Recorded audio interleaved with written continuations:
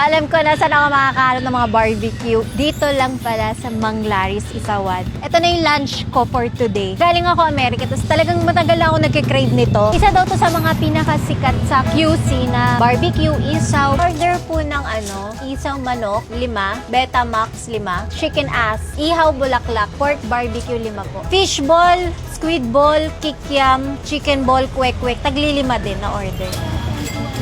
2,250 to 3,000. Thank you. Okay na po yan. Okay, so antay na natin yung order natin.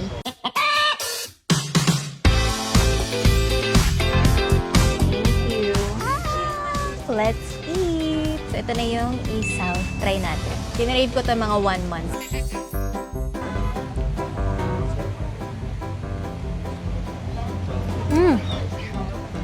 Sarap. Sarap ng isaw niya. Ang bongga. Next, favorite ni Aryan to.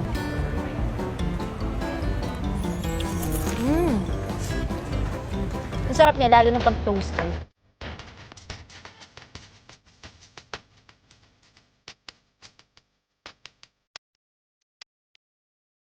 But,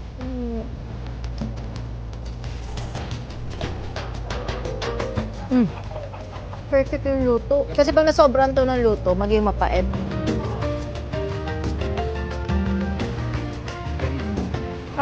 Puta ngayon, ang dami kong order. Anong next? Barbecue. Ito naman, pork barbecue.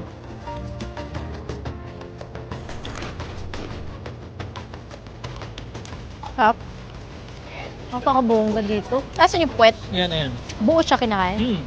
Basta mahal mo kayo yung puwet. Mahal mo manok, kaya kinakain mo yung puwet. Mahal ko yung manok ba? Diyan kakainin ko.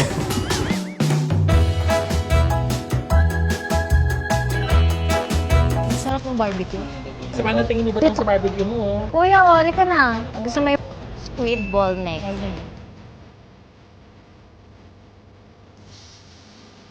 Next is itsol or puwet. Favorite din niya itong manager mo yan. Sarap ng puwet. Kaya kapag mahal mo. Sarap. Sarap ng pagkain dito. Kikiam. Wala pa, gusto yung suka ko.